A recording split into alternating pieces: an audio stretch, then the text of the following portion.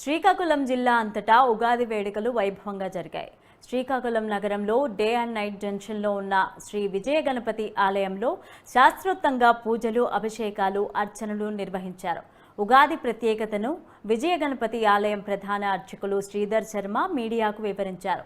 ఈరోజు రైతులు కొత్తగా నాగళ్లు పట్టుకొని పొలం దున్నే పనులు చేస్తారని చెప్పారు.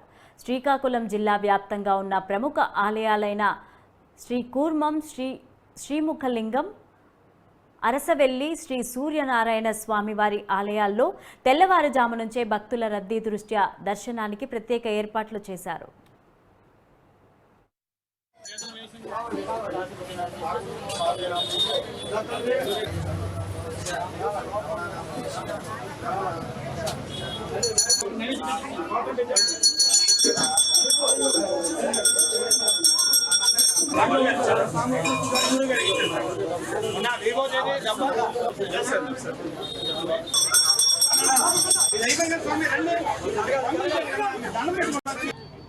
ఇప్పుడు కూడా సంవత్సరం ఎండింగ్ అనగానే ఆంగ్లంలో మార్చి 31 చూపిస్తారు.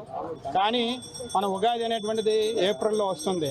ఈ ఏప్రిల్లో వచ్చినటువంటి ఉగాది రోజు ఈ యొక్క చిట్టా ఆవర్జ పుస్తకాలను పూర్తి చేసినట్టయితే వాళ్ళకి ఆ సంవత్సరం అంతా కూడా అనుకూలంగా ఉంటుందనే భావనతో ఈ రన్నింగ్ 31 అయినప్పటికీ కూడా ఈ ఉగాది రోజు పూజ చేయింది ఆ పుస్తకాలను కూడా వాడరు. ఆ రోజు నుంచి ఆ పుస్తకాల్లో రాసి ఈ సంవత్సరం జమా ఖర్చులను కూడా అందులో వేసుకుంటారు.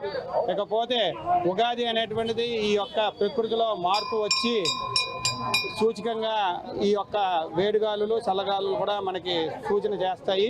మన యొక్క ఉగాది స్వామివారి అనుగ్రహంతో భక్తులందరూ కూడా ఎటువంటి ఇబ్బంది లేకుండా దర్శనం చేస్తున్నారు.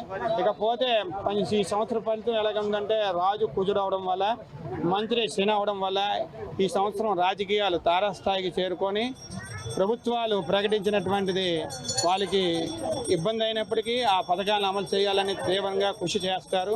తద్వారా రాజకీయాల్లో చాలా వేడెక్కుతుంది, పోటాపోటీగా జరుగుతాయి. ఇకపోతే వర్షాలు అధికంగా ఈసారి కొండల మీద పడతాయి.